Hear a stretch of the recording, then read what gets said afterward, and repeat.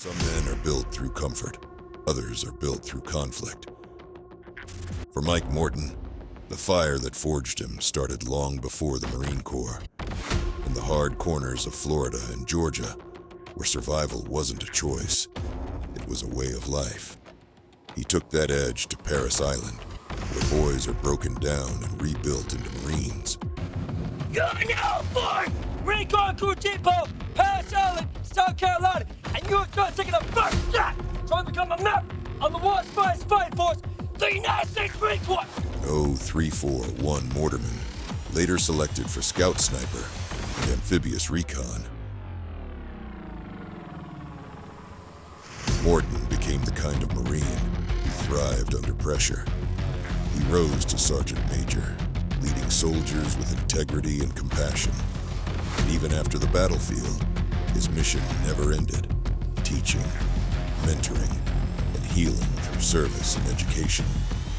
This is the journey of a warrior, a father, a leader, and a survivor. This is the Mike Morton story.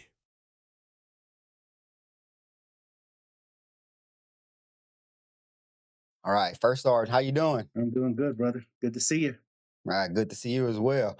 I apologize for calling you First Sergeant. I know you're a retired Sergeant Major, but in my mind, you're always First Sergeant to me because That's, that's what I met you I as, take it as a compliment, man. So I appreciate it. for sure.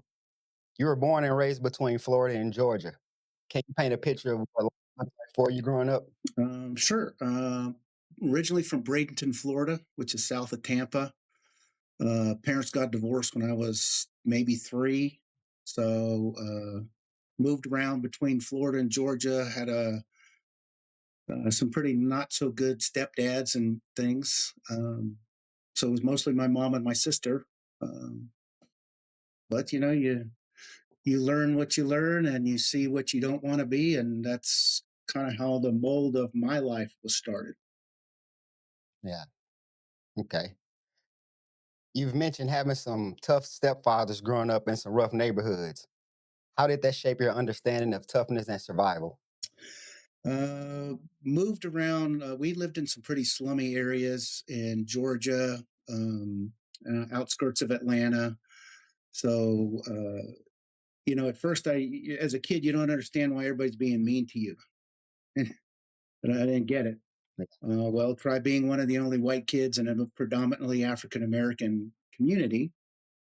But just like anything else, I truly believe hate is learned. And once the people around me learned that, hey, he's a cool guy, he's all right.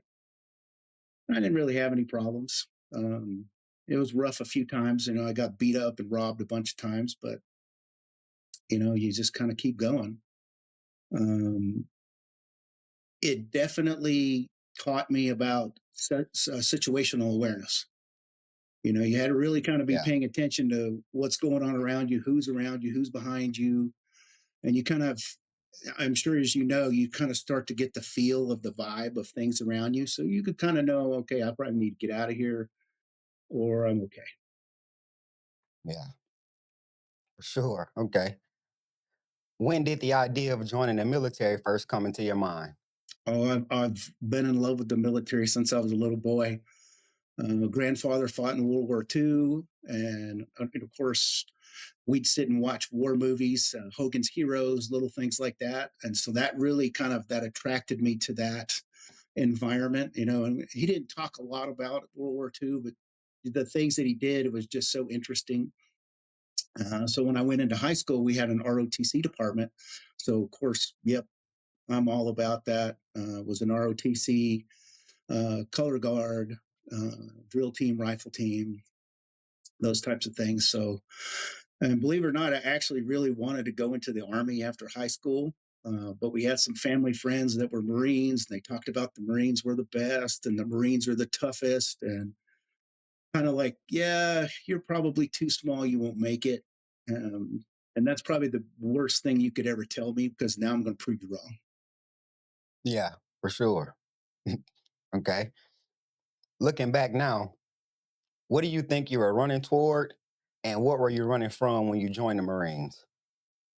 Definitely running towards adventure, to see what life was really out about, out of high school and in high school. You're really a kid. You don't see everything that life really offers and throws at you. Running from, I don't know if I was really running from things, but I had a really abusive stepdad who wanted to fight all the time, and he was an alcoholic. So I knew, I mean, I was a delayed entry for a year. So I knew a year out that, as soon as high school ends, man, I'm gone. And I left literally 5 days after I graduated from high school. Oh man. Okay.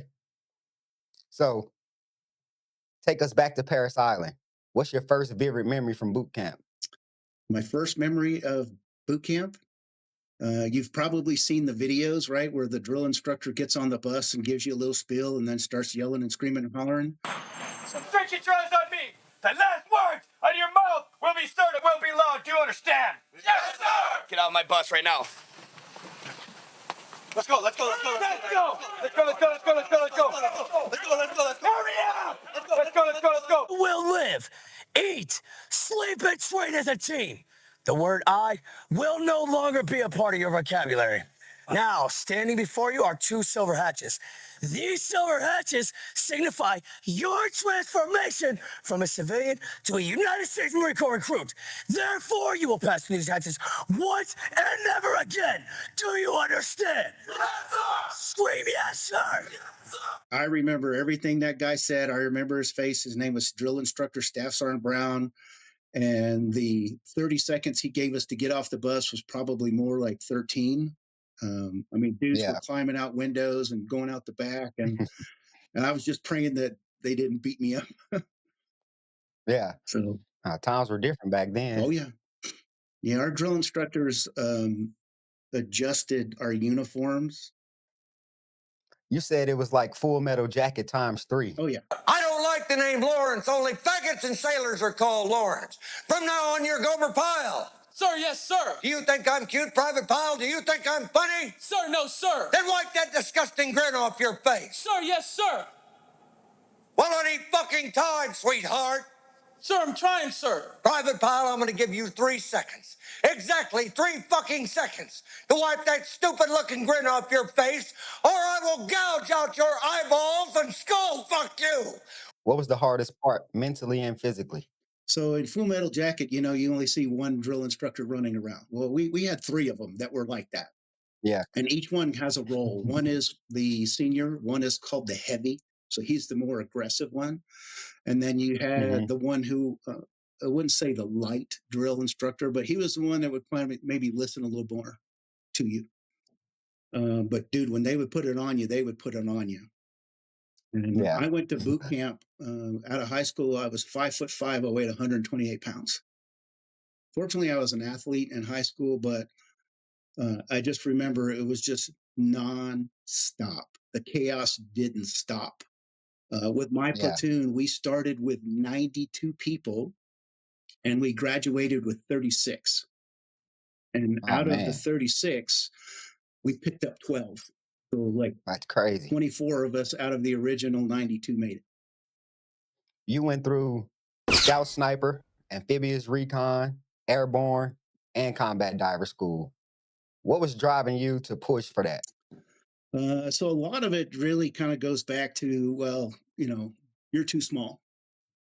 And so when I was in AIT, our version of AIT, we were at Camp Lejeune, and they had this what they call recon indoctrination. So they had the helicopters fly in, and the guys rappelled and did all kinds of stuff, and then they got the spy rig out, and I was like, "That's the coolest thing in the world, man! That's what I Yeah. want to do." And of course, the instructors were looking at me like, "You might be a little too small for that." And so Yeah. they had a indoctrination test, kind of like a selection thing. You got there at like 6 o'clock in the morning.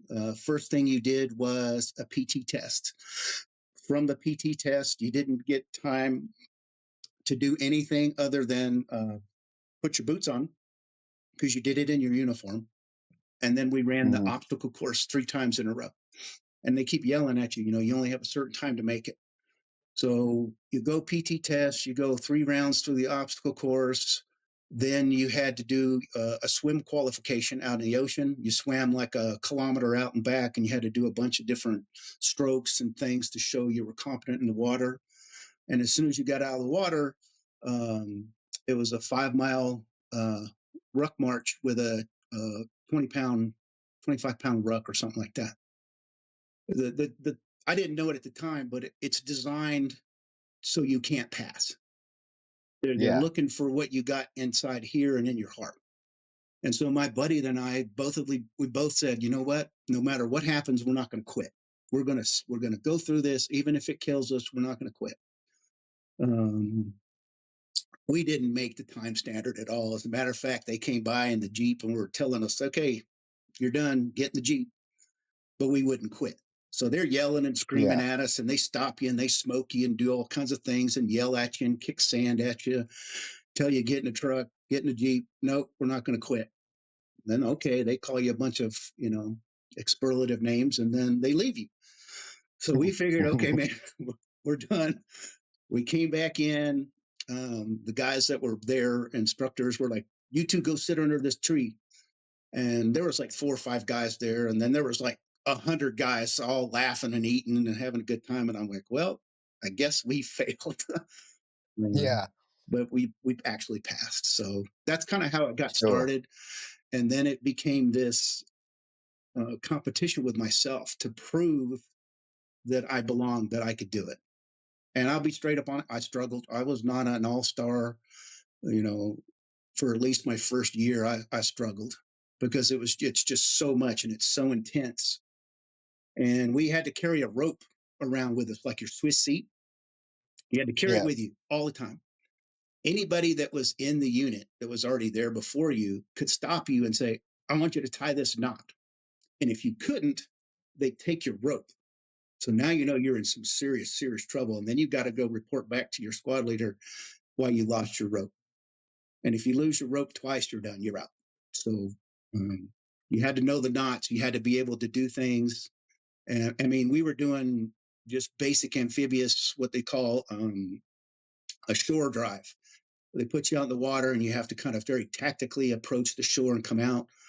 Well, there'd be somebody there that would stop you in knee deep water and make you tie a knot or make you do something, and they'd roll you in the water and roll you in the sand, and they'd run you and back and forth. So um, Yeah. it's pretty trying.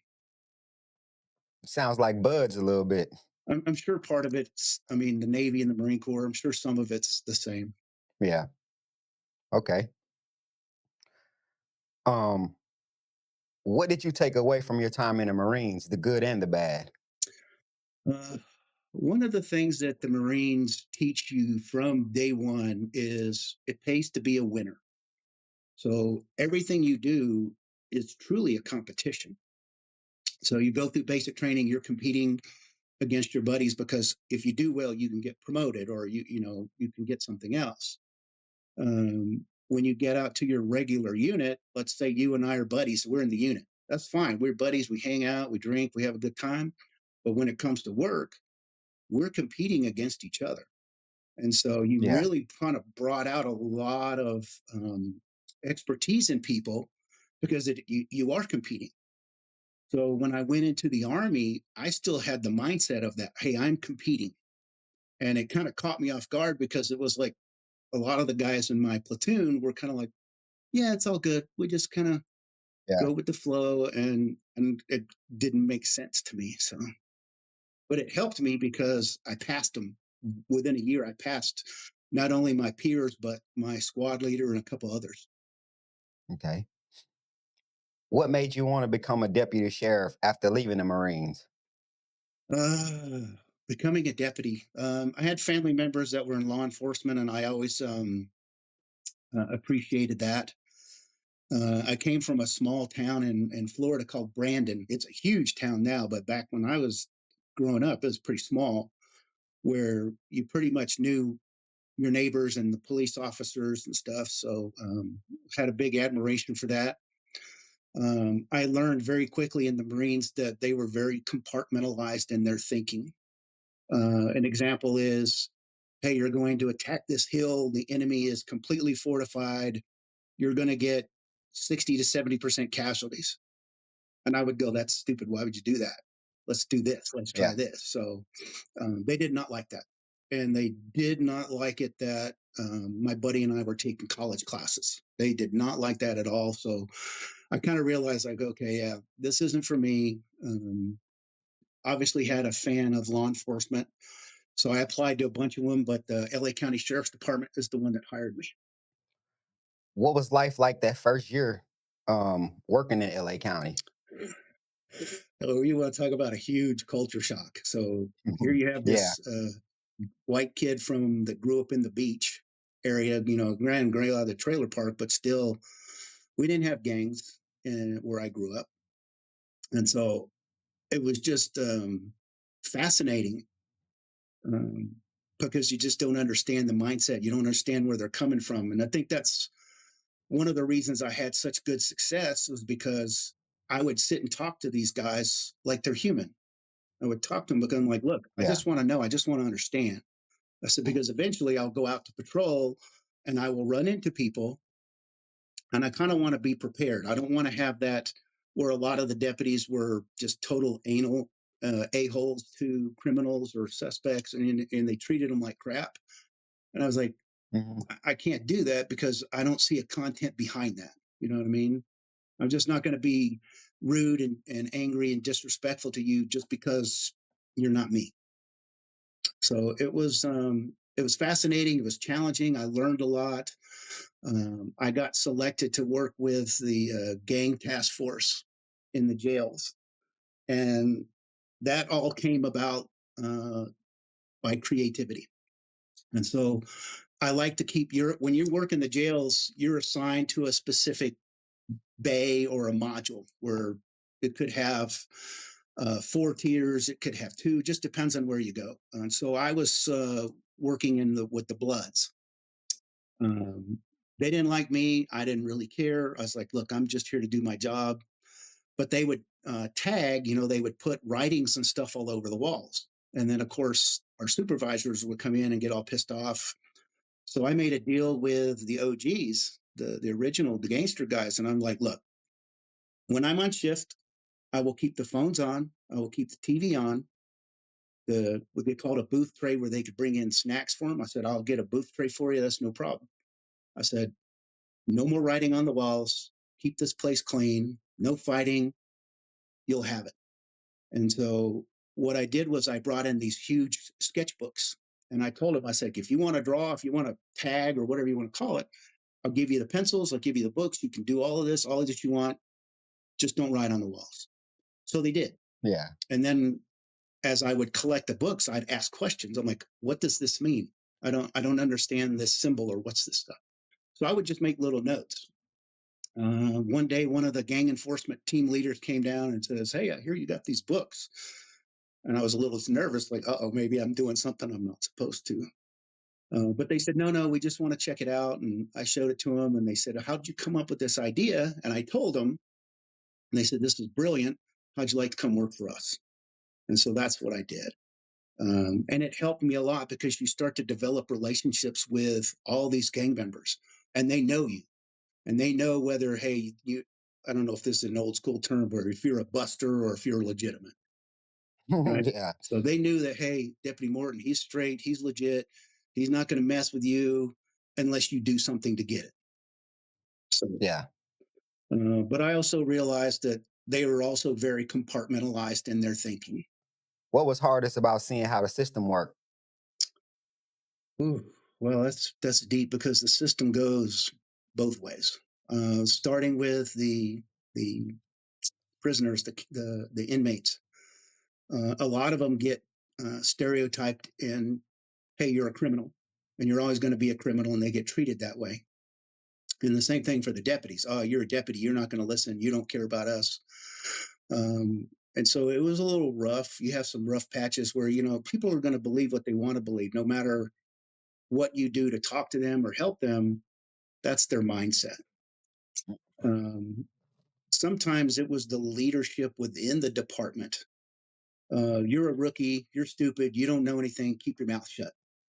And that there is a level of I don't want, maybe hazing's not the right word, but there is a level of things that you have to endure as you're going through your training. Like, Yeah. okay, my deputy, my training officer would give me a list in the California Vehicle Code book, and the book is like this thick. It's super thick, and he'd say pages this to this, know them by tomorrow.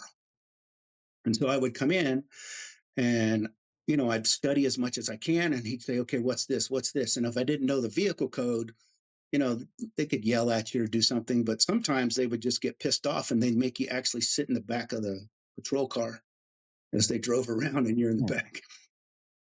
Wow. I Wow. don't know.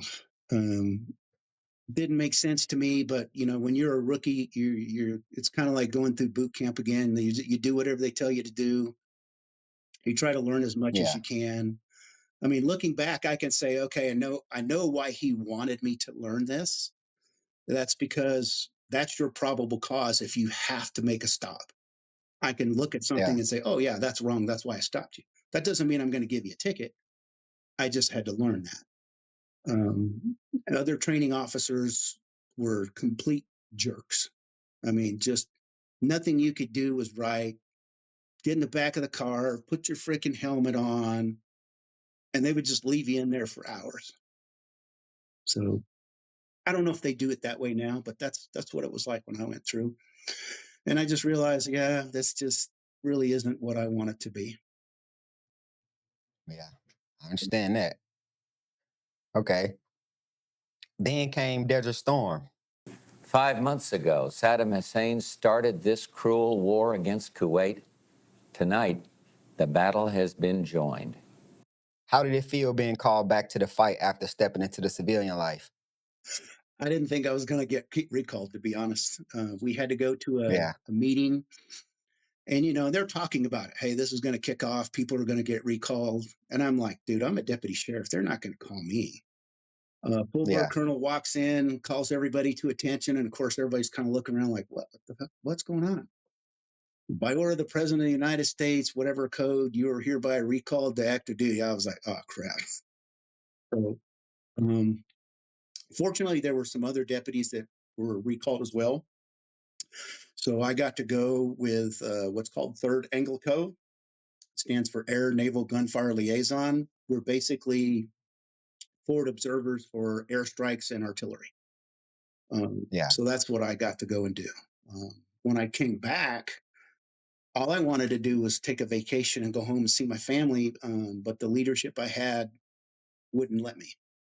They said, nope, we saw it on TV. You guys didn't do shit. No vacation for you. And to Yeah. reinforce that, they've started forcing me to do a lot of overtime. Now, and the policy was if you did a double shift, your next shift could only be a single shift. You couldn't work doubles unless major emergencies. Well, they kept making me work tons of overtime shifts. And finally, one day, my captain stopped me and he's like, hey, man, are you having financial problems? What's going on? I'm like, I know. He's like, well, I keep signing all these overtime slips. What's going on? So I was like, you know what? I basically thought I didn't have nothing to lose. So I let it all out and told him. Yeah. Um, he told me to come back in tomorrow and sign my vacation paperwork to be gone for 2 weeks. And I went home to Florida, saw my family, and I realized, yep, that's it. I'm done. I'm going to come back to Florida and maybe I'll be a police officer there. So that's Yeah. kind of what happened. Okay. When you returned to LA, you were there for the Rodney King riots. Yeah. What was that experience like and how did it compare to combat? Uh, so if you've ever seen the newsreels of the riots, that's what it looked like. I mean, it's just mass chaos all around you. There were certain areas where we just would not go. And, Yeah. you wouldn't go there because you're going to get killed, you're going to get attacked. It's all on camera. So if you were to try and drive away or hit somebody, then of course the police are bad. We confiscated a ton of weapons during that time frame. Um, Yeah. how did it prepare me for combat? Maybe my situational awareness of kind of being able to look past what's right in front of me. But I didn't shoot anybody. We didn't have any kind of firefights, so that's a kind of different compartmental of your mindset. But Hmm. definitely my situational awareness, not tunnel vision. Always looking to what's around me, behind me. When you're talking on the radio to your other deputies, you kind of know where they are and how long it would take them to get there to you. Yeah. Okay. How did you feel leaving law enforcement behind? Was it relief, regret, or both? Probably both. Regret because it was something that I kind of imagined as a kid, and helping people because I've always really enjoyed like helping people. Um, but I was also relieved because I started seeing how the job changed me. Right, you would talk to people and you would automatically go, "Yeah, they're lying." You wouldn't believe anybody.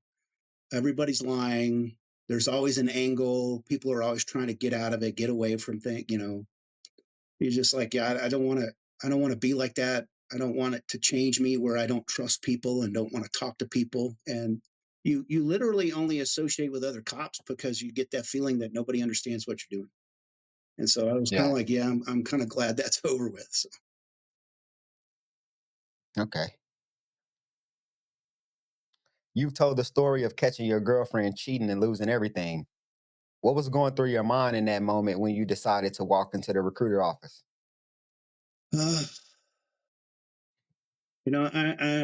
I wouldn't say I'm an uber religious person, but I do believe in God, and I believe God puts opportunities in front of you at all times, especially when you're struggling. So I came home from work early one night and caught her in the room with the guy. And of course, my first instincts, I was going to attack him. And I went, no, because then I'll get in trouble and go to jail. So got in my car, took a drive. And for some reason, the route that I took, I drove right by the Armed Forces recruiter sign.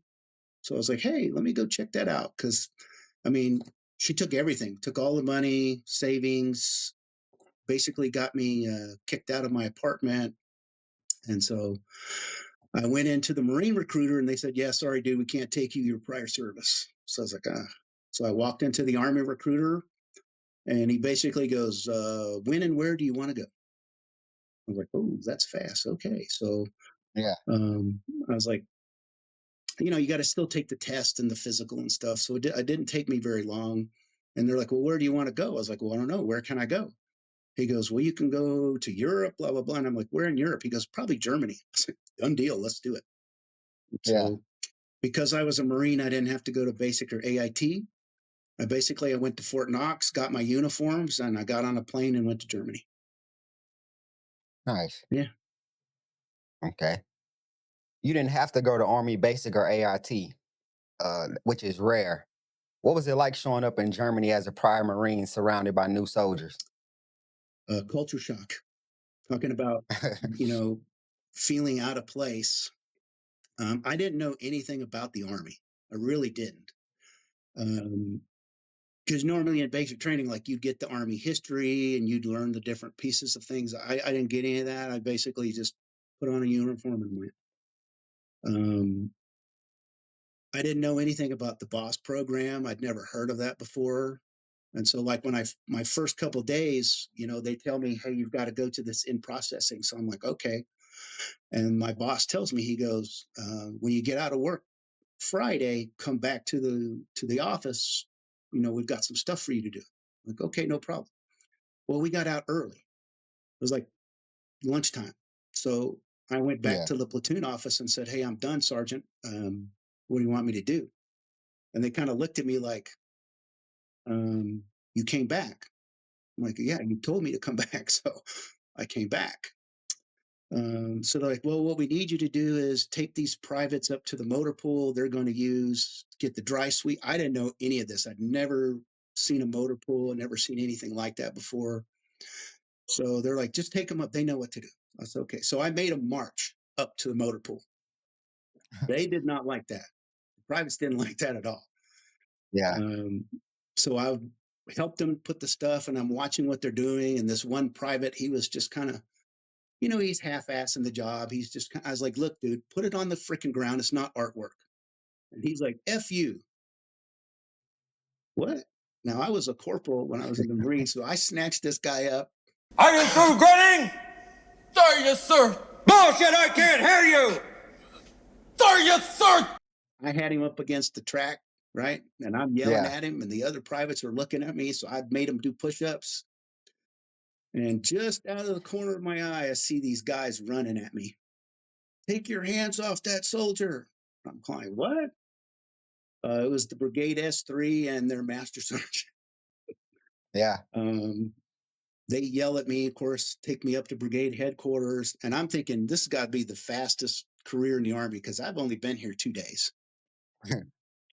So I go into the brigade commander's office, report in, and they just start lighting me up. Blah, blah, blah, blah. You're a piece of blah, blah, blah. And then finally, the brigade commander, he goes, God damn it, specialist. How fucking long have you been in the Army? I was like, this is my 2nd day, sir. You're like, what? And very fortunate that I'd had a conversation with my first sergeant the day prior. So I got to give him the story of my background and who I was, where I came from. So fortunately, he steps up and says, hey, sir, this is Specialist Morton, blah, blah, blah, Marine, blah, blah, blah. He was like, oh, he's all right. I'm going to ask you one question that's going to decide your fate. I'm like, oh, okay. He goes, would you have gotten away with that in the Marine Corps? And I was like, I don't know what I did wrong. I was like, if I was disrespectful to the officer, to the master sergeant, then I humbly apologize. But I don't know what I did wrong. And they started laughing because we don't put our hands on people in the Army. I said, yep, roger that, sir. Yeah. Got it. I will not do that again. Yeah. Oh man. I couldn't imagine those times where they were allowed to put their hands on Joe. Oh yeah. Oh yeah. Yeah. It was pretty crazy. Yeah. Okay, so you rose fast from specialist to staff sergeant in just 3 years. What was driving you at that time? Well, the first thing that was driving me was because I was prior service, I had a 3-year contract and I had to make sergeant within those 3 years. So not knowing the Army's promotion system and anything, you kind of learn, okay, you take correspondence courses, you can do this, you can do this. Well, I didn't get any credit for any of my Marine schools or awards. I could wear them, I just couldn't get points for it. So I started at 0. And so I gobbled up every school, every course, every availability to take college. I would take college. I would take these courses. And I worked hard, and I got selected to go to promotion for sergeant. So I went to that, aced the board. I was an honor graduate and leader graduate out of PLDC because I didn't think it was that hard. And there's just always that drive, like I said, from the Marines. It's in a competition. It pays to be a winner. Yeah. And so even when I made points, it wasn't like I slacked off and stopped. I kept going because I'm like, I'm going to be a staff sergeant. I'm going to make this. And so that's all I would do. Study, go to school. I went down because my first duty station was in Vilsec. And that's where they had the 7th Army Training Command and a lot of schools like armor, air traffic load, all kinds of stuff. So I took everything they would let me take. And that's all I did was I just kept trying to improve myself, trying to get better. And that's how I went so fast. Nice. Okay. What did Germany teach you about leadership, about people, about yourself? I loved Germany. I mean, you were there in Baumholder, but I was in Vilsec, and I loved it. I loved the culture. I loved learning. It really kind of opened my eyes up to more of understanding European nations because we got to go do a UN peacekeeping mission in Macedonia. And you have all these different countries from around the world that are there working, and you come in as an American, you're like, well, I'm an American. And people were like, yeah, they should build a roof over your country. And you're like, what? Okay. Yeah. So you start to kind of learn, okay, maybe this propaganda that we're Americans and we're better just because we're Americans is all BS. So Yeah. really opened up my eyes to other worldviews, other cultures, which I totally love. It really prepared me for coming back to the States to go to Fort Carson, because the training and things that we would do within the unit, I was like, I have to be better because now I'm going to be a staff sergeant. And because I went so fast, normally you'd have 2 or 3 years as a E5 and then maybe another year or two as an E6 or so.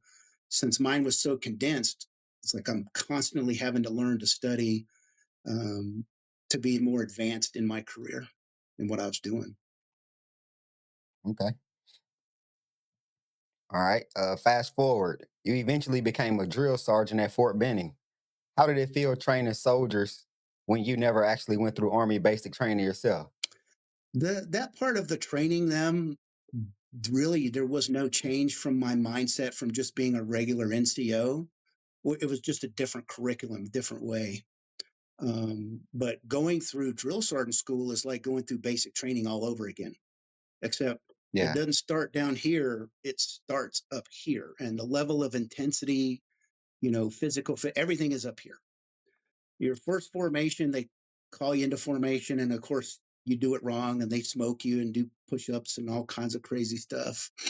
And then the drill instructors start walking through. And I had a really bad flashback. So, I'm looking forward, I'm using my peripherals, and I saw this drill sergeant hat come up to me. And I flashed back to Paris Island and I put my hands up. I'm like, no, motherfucker, you ain't hitting me. Yeah. Yeah.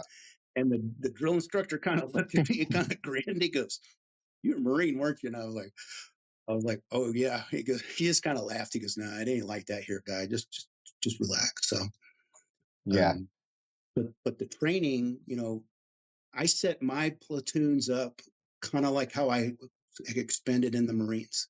Everything is a competition because I wanted them to give everything they had in every event that we did. So I made it through.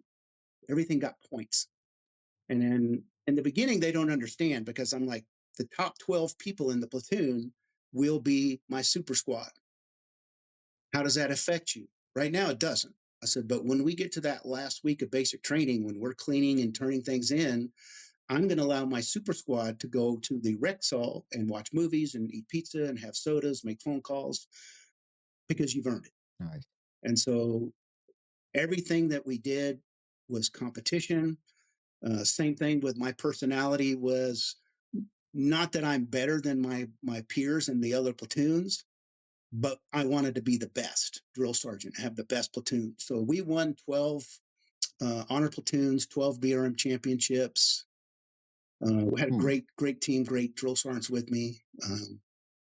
I loved it. It was one of the best times in my career, except for my first sergeant time. But man, the hours were crazy long. I mean, you were generally there Yeah. about 4:30. First 3 weeks, you don't go home until after 9 or 10 o'clock. And then maybe Yeah. once it lightens up, you can leave at about 7.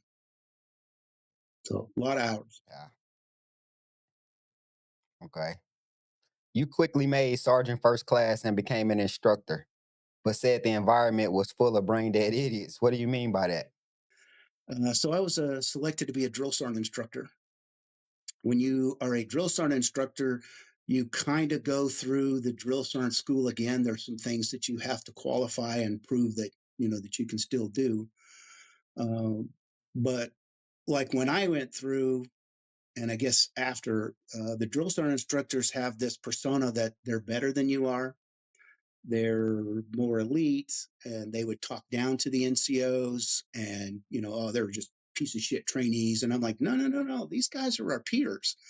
And we'd get into these Yeah. huge arguments. And I'm like, look, the only difference between these guys and us is we've been drill sergeants. They haven't. We need to take our experience and our training and teach them how to be successful. They didn't Hmm. want nothing to do that. They wanted to act like drill sergeants to these NCOs. And I'm like, well, I can't do that. And so one day I got called into the first sergeant's office, and he's like, well, I have a report here that you are teaching off script, that you're not following the program of instruction. I'm like, I don't know what you're talking about. We follow everything. So he's like, well, what's happening is let's say, for example, we're talking about marching a platoon. I'm like, okay, so you know that you are 3 paces in center of your platoon, blah, blah, blah, blah, blah. But then I would tell the drill sergeant candidates, I'm like, look, that's never going to work in basic training. You cannot do that because you will not see everything that's going on. Your formation is going to look like crap. You need to be able to balance. And so I would kind of show them, and I would move back and forth, and how even though I'm calling the cadence and I'm moving around, you're able to watch and control it. And oh no, don't teach them that stuff. They don't need to do that. And so I'm like, no, yeah, they do. Yeah. So we kind of got into it with those guys, but I outranked them, so I really didn't care. I was going to do it that way anyway. Yeah, that's the beauty of rank. Yeah. Okay. Despite that frustration, what did you love about shaping new soldiers? Um, like I said, being a drill sergeant was great. I mean, this is where you get to put your thumbprint on the Army. Teach, coach, mentor, counsel. And so as a drill sergeant and as a drill sergeant instructor, I looked at this as this is my responsibility to teach, coach, and mentor you to be successful. And so that's what I did. We would do the block of instruction on the class, and then I would give the NCOs. I'm like, okay, now's your time to ask me questions. What do you want to know about this? Do we pitch the modules to the privates? No, they won't understand it. You're wasting your time. But you use it to help guide you in the teaching of the drill and ceremonies, the marching, and things like that. So that's kind of how I did it. Yeah. Okay. Um, okay, fast forward. You were sent to bombholder Germany and deployed to Ramadi soon after. What were your first impressions when you landed in Iraq? Because I was in Desert Storm, I kind of had that visualization of what it would look like. And of course, we did a lot of training before we went, like we did before we went to solder. So my platoon wasn't great. They were good. Um, our battalion commander did not like us at all because you have an infantry platoon and a tank battalion. So they didn't. We were the black sheep automatically. And I actually Yeah. changed our call sign to the black sheep, and they didn't like that either. But Yeah. hey, we're the black sheep. We're the black sheep. Um, Going into Ramadi, kind of like Solder City, but it wasn't as urban. There was were more spread out rural type areas. Lots of IEDs every day. You knew you were going to get attacked, especially after the imams prayed. You knew, hey, we're getting attacked. Snipers, IEDs. It's almost to the point where you're like, this is kind of like Call of Duty, but it's real. Yeah. Sure. Okay. Ramadi was one of the most dangerous places on earth at that time. Constant firefights incoming. How did your platoon handle that environment day to day? Well, my platoon did good. We had a hiccup with our platoon leader because he was not the most stellar of leaders, if I can say it that way. We nicknamed him Captain Chaos. That's kind of how he was. He was really good at paperwork, but when it came to really leading and combat operation, he was not good at all. And the shifts, the area that we worked in Ramadi, we had to do a day and night shift. Since most of the combat action occurred at night, I took the night shift because I had more of the experienced guys, and then my platoon leader took the day shift. And my soldiers were, they would tell me like, hey, you got to say something to him because we find IEDs everywhere, but he wants to get out and he wants to kick them and he wants to pull them out of the ground. And I'm like, Hmm. what? I said, no, no, no. Yeah. You call EOD. So we got into it a few times, and I was like, look, sir, I'm going to tell you right now, if you do anything like this again, I'm going to go straight to the battalion commander and I'm going to have you removed because you're endangering your life, the life of my soldiers. I said, that's not going to happen. Oh, there's no IEDs here. It's all fake. It's all. So he did it again. One of them detonated. Fortunately, it didn't kill anybody. It scared him, but battalion commander said, put him in staff, and I became the platoon leader. Wow. Yeah. Okay. You said you lost 13 soldiers that deployment. What do you remember about the first loss? Almost like it was just unbelievable. You know how in training when you would go out and you do your combat maneuvers and you use the miles gear and then you could just like rekey? I kind of kept expecting it to rekey and it didn't. Hmm. And then you're like, okay, I still got a mission. I still got a job to do. I've got to keep my soldiers together. But the whole time it weighs on your mind because now you're really looking even more for where's this threat? Where can this come from? And it gets you, it gets overwhelming. It gets really tiring. You don't ever accept the death, but you understand you still got to do what you got to do. Yeah. Okay. You were wounded twice by IEDs and still went back. What made you forge those medical papers and return? Uh, so when I got hurt, the one that was real bad was the one that evac me back to Landstuhl, Germany. And of course, being at Baumholder, we're very close. My wife and children were at Kaiserslautern.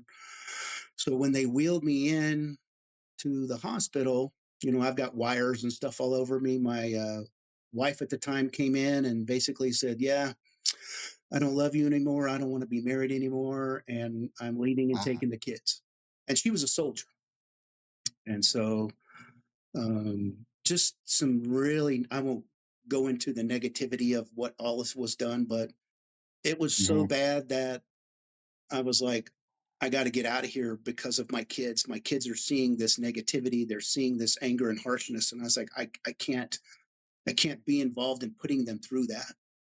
So I called up and said, hey, you know, how can I get back to Ramadi? And they laughed at me. They're like, dude, you're not going back. You got to get medical clearance and you're never going to get medical clearance. And so I looked it up and figured out how to do it. And I forged the Yeah. papers. And when I went to turn them in, there was an E7 who was in charge of Rear D, and he just kind of looked at me. He goes, "You need to go that bad?" And I'm like, "Yep." So they let me go. And as soon as I got into Ramadi, they were like, "You're back? We didn't think you were coming back." And I was like, "Yeah, I'm back." But my commander knew something was up, and so he sent me to see the battalion surgeon, the doc. And of course, he's got my medical records. He sees everything, so he knew it was forged. He knew what I did. And he looks Yeah. at me, he goes, I'm going to give you a chance to answer a question. And if you're not honest with me, I'm going to send you back to Germany. Oh, shit. Hmm. He goes, did you forge the paperwork? Yes, sir, I did. Why? I told him. He goes, do you feel that you're fit to go out? I was like, yes. He goes, well, I'm going to put you on the sidelines for 2 weeks, see how you adjust. He goes, in 2 weeks, you come and see me. And if I think you're okay, I'm going to let you go back out. So for 2 weeks, they really wouldn't let me do anything. And so it kind of gave me time to get some physical therapy and, you know, kind of try to get as healthy as I could. And I went back and they let me go back out. So I finished everything with my platoon. Hmm. Okay. How long were you on the sideline? I When was you went in back to Germany? I was in the hospital for 2.5 weeks, and then I was at home for almost 2 weeks, and then I was like, yeah, I gotta go. Oh man, a month at home and you're ready to go back. Yeah, I understand though for sure. Okay. What was the hardest night for you in Ramadi, and how do you carry it today? The hardest night in Ramadi. What comes to mind is we had already done our RIP with the incoming unit, and we were in Ramadan. So, you know, and gets a little wild and crazy. So the Hmm. night that we were actually scheduled to depart was the night of power.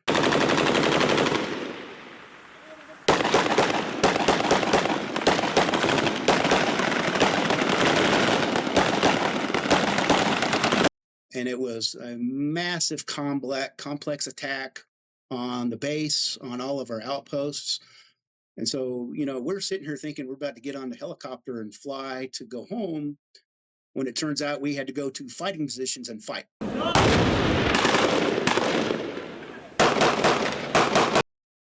So I'm Yeah. thinking, yeah, we ain't getting out of here, man. This is going to suck.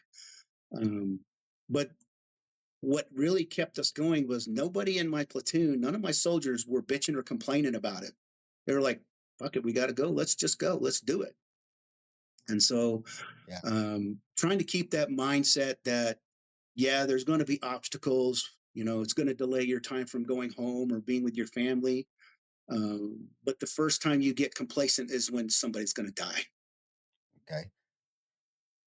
What moments from that deployment made you proud to be their leader? Um, from that deployment, we had a lot of guys get recognized for their accomplishments, and I've always been big on awards and recognizing soldiers for their accomplishments. But what I didn't like was, when you had soldiers who'd had valorous things in combat, their awards would get diminished because of their rank. So I was made that one of my focal points, is to make sure that I will never ever let a soldier go unrecognized for what they do if it's in my control. Yeah.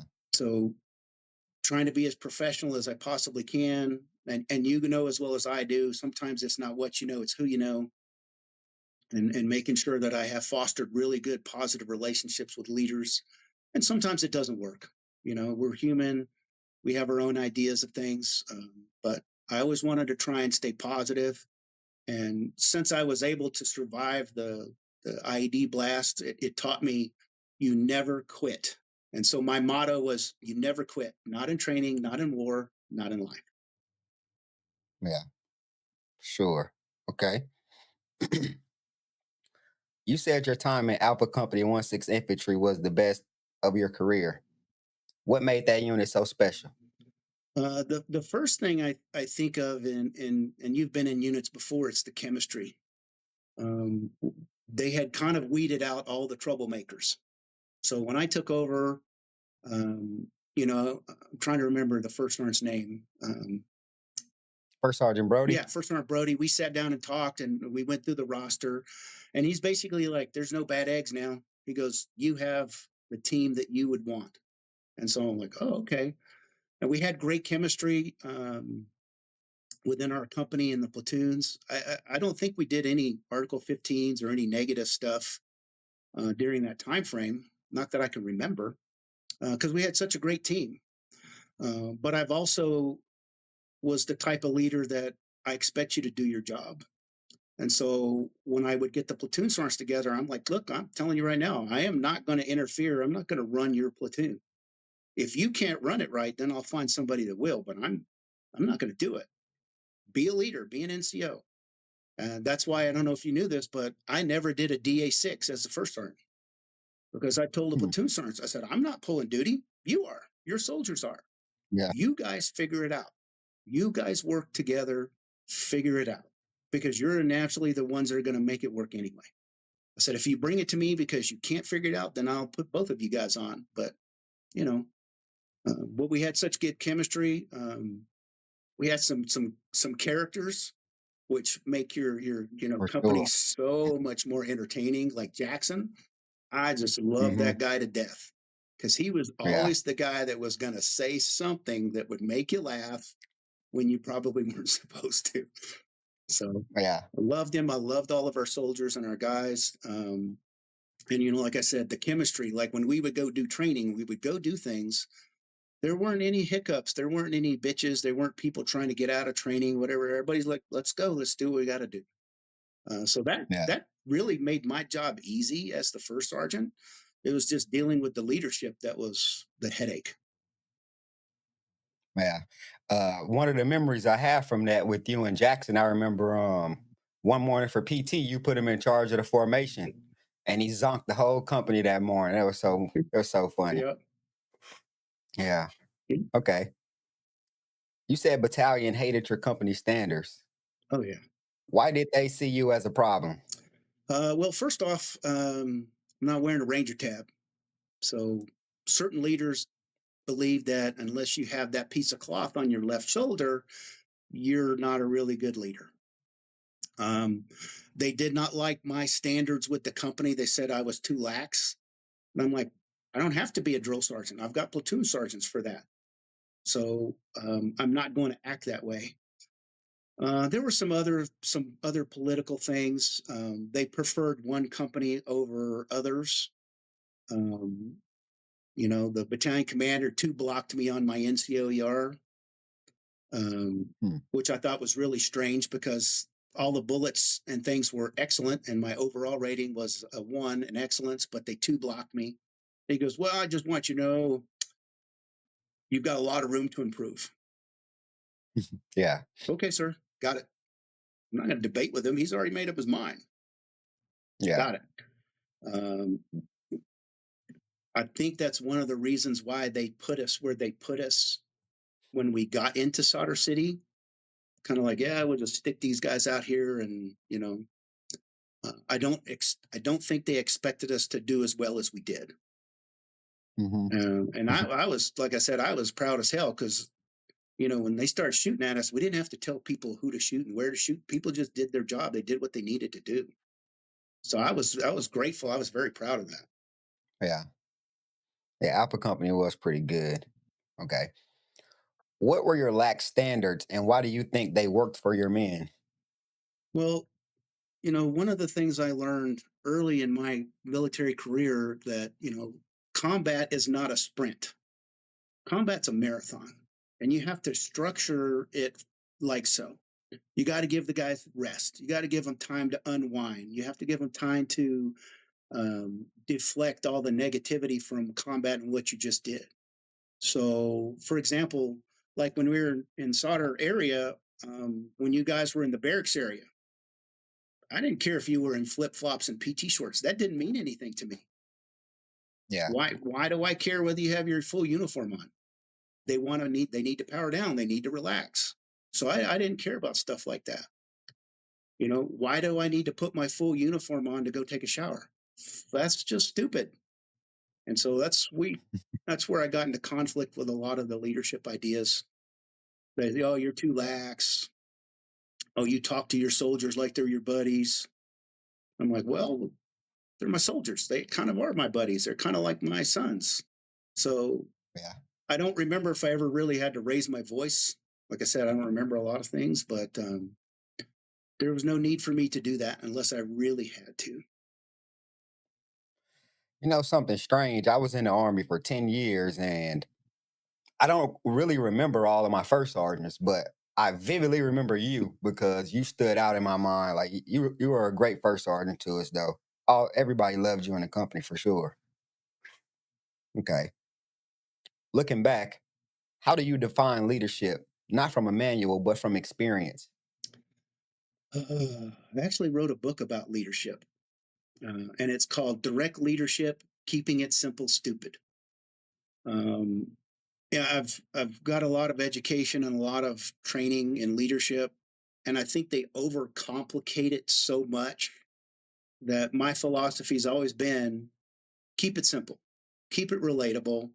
And the biggest thing as a leader is you must be approachable at all times.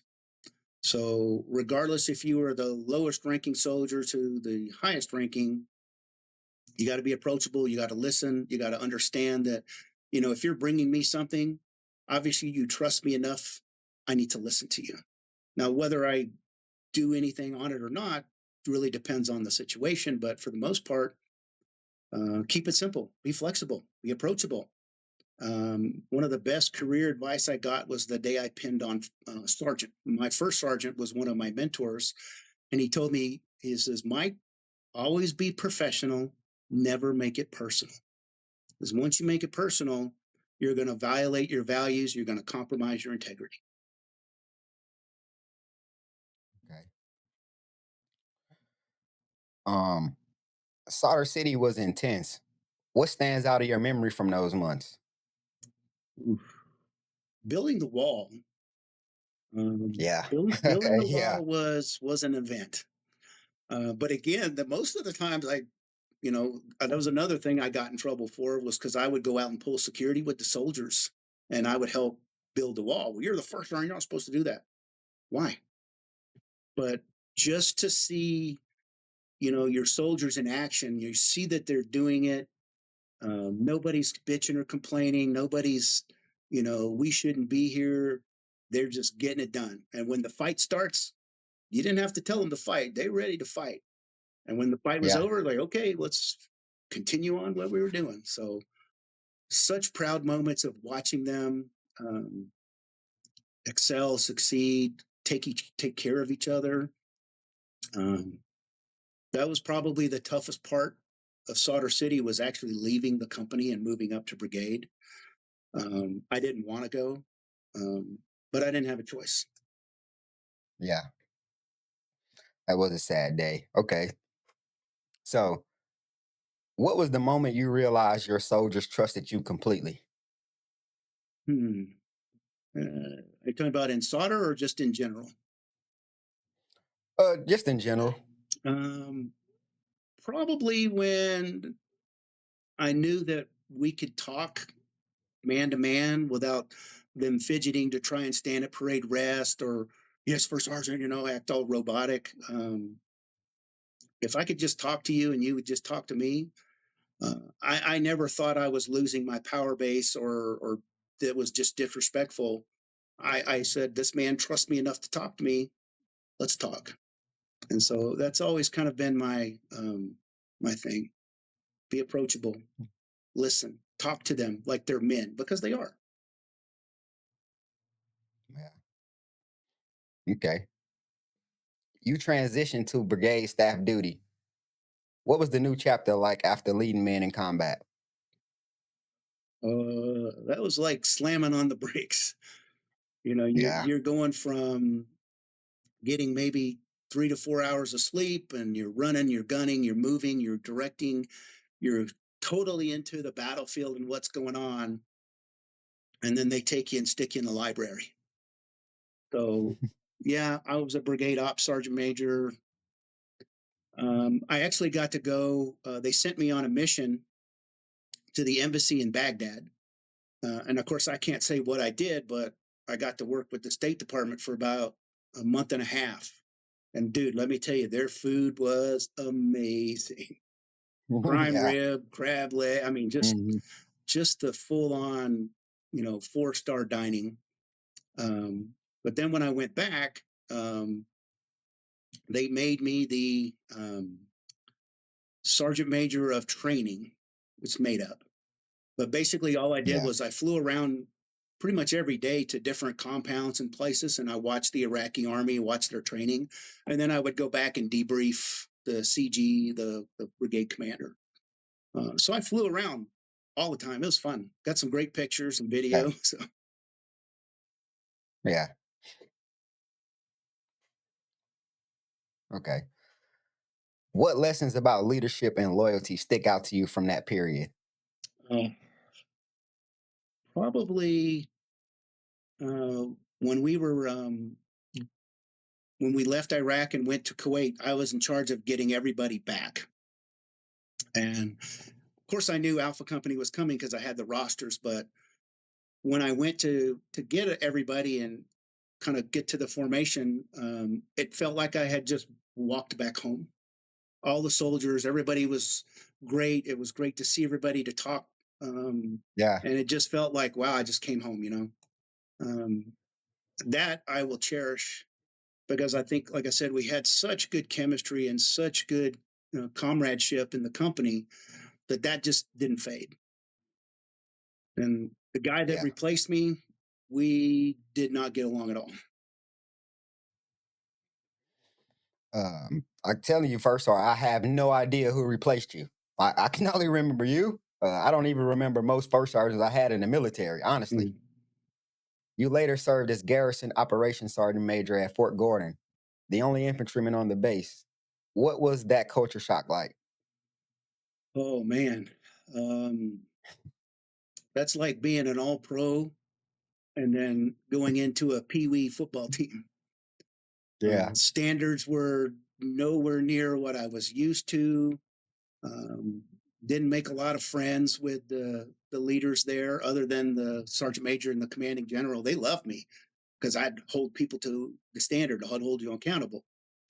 Um, but the only reason why I went there was because my ex-wife was stationed there, and I wanted to be near my kids. I had originally been selected to go to West Point to be an instructor, but I turned it down to go to Fort Gordon to be near my kids. Hmm. But being a garrison sergeant major opens your eyes up to actually how the base runs, and it's like a little city. You've got your own, utilities. You've got your own processes, contracts. So I learned a lot during the time I was there, but I didn't make a whole lot of friends. Yeah. Okay. How did you handle being surrounded by people who didn't share your work ethic? I call them out on it. Um, I could tell you a short story if you want. Yeah. So as the garrison sergeant major, you know, everything that goes on in the garrison, you're involved in or you have some knowledge of. So when they would do PT in the morning, there was a certain area that the units were supposed to block off so people could do PT. Well, this one brigade would habitually forget. And so I would get phone calls, 5:30, 6 o'clock in the morning. Hey, this roads, these areas are not closed. People could get hurt. So you contact those leaders and you're like, hey, this isn't done, blah, blah, blah. And initially they're like, oh, yeah, sorry, yeah, something happened. You're like, okay, you give them the benefit of a leadership, fix it. But then it becomes a pattern. And they basically went, we'll fix it when we can fix it. Don't worry about it. Keep your nose out of our business. Okay, Yeah. that's the wrong thing to say to me. So I went to the garrison commander and commanding general with an idea. I told him, I showed him all the statistics. I said, this is what I want to do. I said, the next time I get a phone call that is not blocked, what I want to do is I want to take some soldiers out and I want to moulage them up like they got hit by a car. And then I want to affect emergency services and really see how long it'll take them to get there and what they do.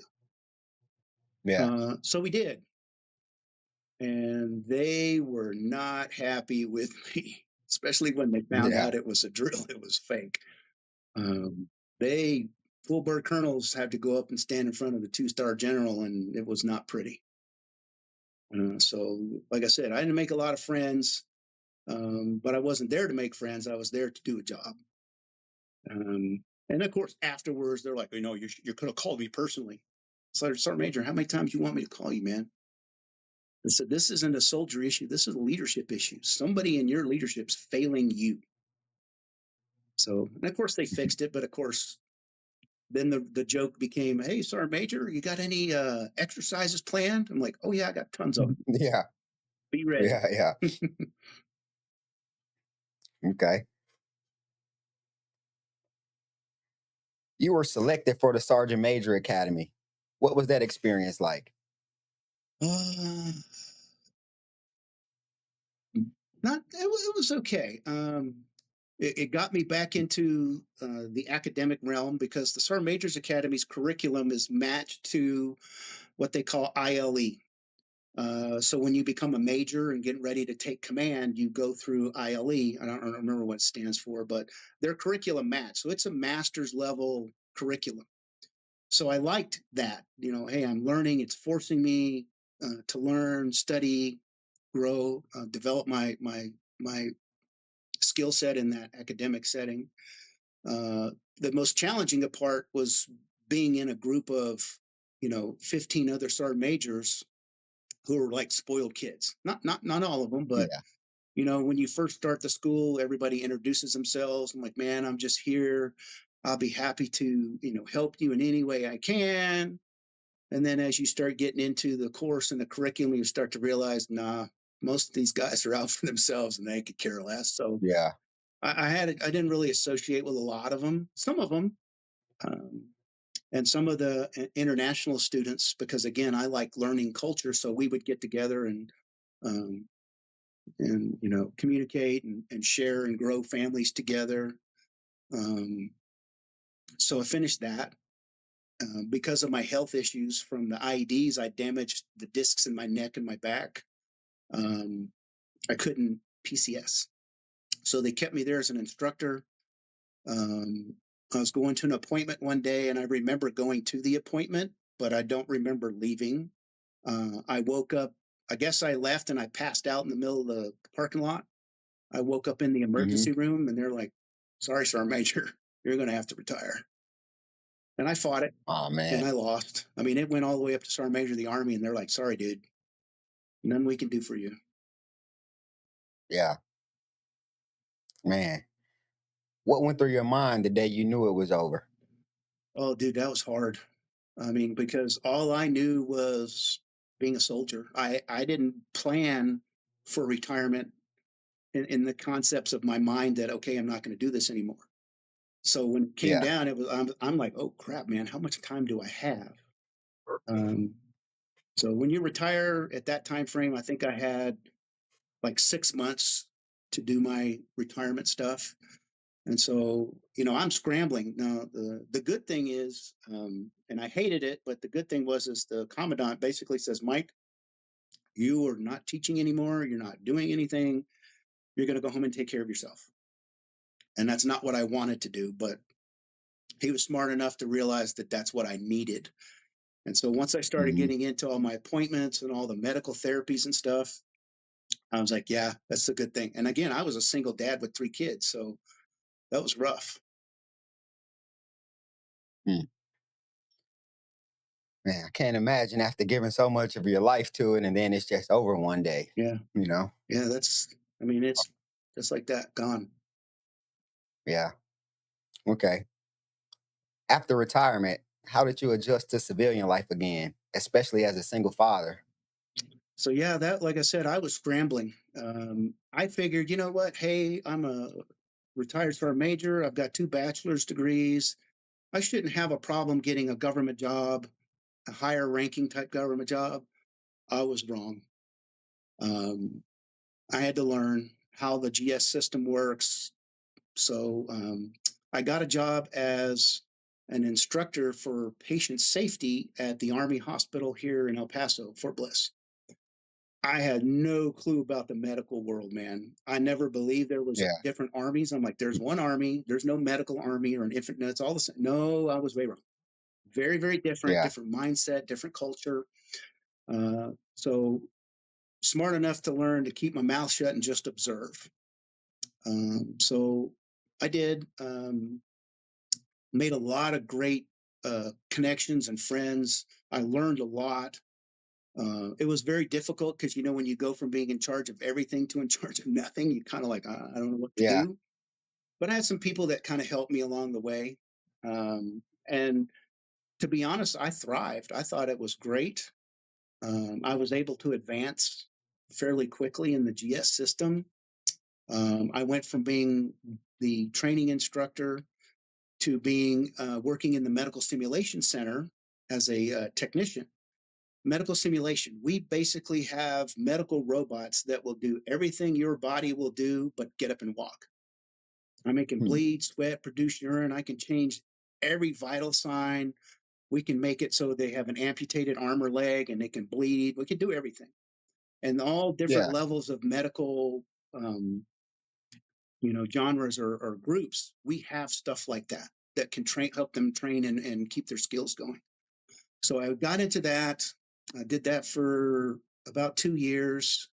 Um, I got to take the CPR class. So because I'm in the education division of the hospital, I was walking by and we teach all these classes, basics, advanced, pediatrics, children.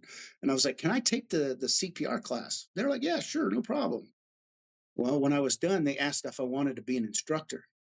I'm like, Hmm. I'm I'm not medical. They said, well, for this one, you don't have to be. So then I was like, yeah, that's cool. Now I want to take the advanced cardiac life support and pediatric advanced life support and advanced trauma. I want to take all these classes. And they're like, yeah, sorry, dude, Yeah. you got to go get your Yeah. medical certifications for that. So it did. It took me a couple years. Then I got selected to be the director of resuscitative medicine. So all those courses I tell you about, now I'm the one in charge and I'm the one teaching them. So here's this old infantry guy. I'm teaching docs and nurses how to do all these Yeah. advanced medical things. It was pretty wild. Um, Hmm. and then I did that for about 8 years. And then last year, I got a promotion and I am the director of medical simulation. So I'm in charge of all of it now. Nice. To climb the ranks on that too, huh? Yeah. Yeah. Okay. Um, you've published 12 poetry books. What role has writing played in managing PTSD and stress? Uh, so my um, first master's degree is in behavioral health counseling, and obviously I'm not in that job because I realized that it triggered more me than it would anything else. I learned a lot, but in anything in life that you do, you have to have your own out. You have to have something that can take your mind off of the stress and the things that you're going through. I wrote my first poem the day they told me I was going to be medically retired. It just kind of came out. And so I had been writing for years, but I never showed anybody. I never published it because I didn't think it was that good. Long story short, I ran into a guy at the hospital. He was a counselor as well, and he published books, but he did more of the behavioral health counseling, not poetry. So he hooked me up, taught me how to do my own publishing, my own graphics, my own design. And so that's what I've been doing.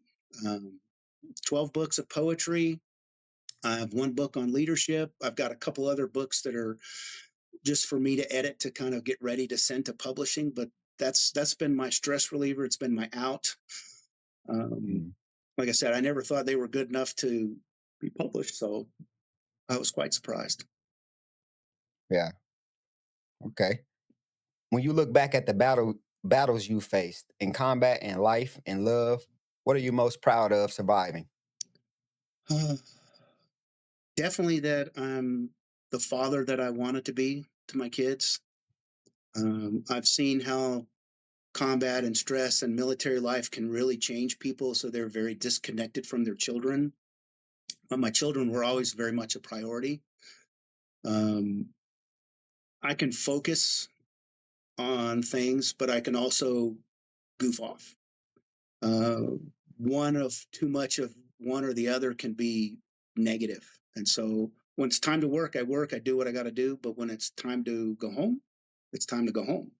I don't take work home with me anymore. I don't uh, do work at home or after hours. I have my routine, I go exercise and play with my dog and ride, do different things. Um, just want to be the best version of Mike that I can be. Not better than anybody Yeah. else, not lower than anybody else, just me. What legacy do you hope your children and your soldiers remember you for? Honestly, it's simple. I hope they remember me as an honorable man. And I think as a leader, as a man, a husband, father, the only thing you can really hope to achieve is to be honorable because we're all going to make mistakes. We're all not going to be perfect. But if they remember me as an honorable man that tried to do the right things, was truthful and honest with people, that's enough for me. Hmm, okay. What advice would you give to the next generation of veterans struggling to find their place after service? Reach out for help. I mean, what you're doing is truly helpful, not just to the person interviewing and taking the questions, but the people that are going to see this. Because we all have stories and we've all had these events that have happened in our lives, but you don't read about them in the history books because they're written differently. But with the media and social media and the access to it, people can hear these stories. And I think it's critically important because it kind of helps you understand not only just the generations, but the man or woman themselves, where they come from, what they endured. Maybe that's why they are the way they are because of what they've endured. From the streets of Florida to the front lines of war, Mike Morton's life was forged through struggle and purpose. He began as a Marine and rose through the ranks to finish as a United States Army Sergeant Major, a leader shaped by battle, loss, and unwavering resolve. His journey reminds us that true strength isn't given, it's earned in the fight to keep going. I'm Greg Moore, and this has been another episode of Veteran Stories. Thank you for joining me, First Sergeant. Thank you for having me, brother.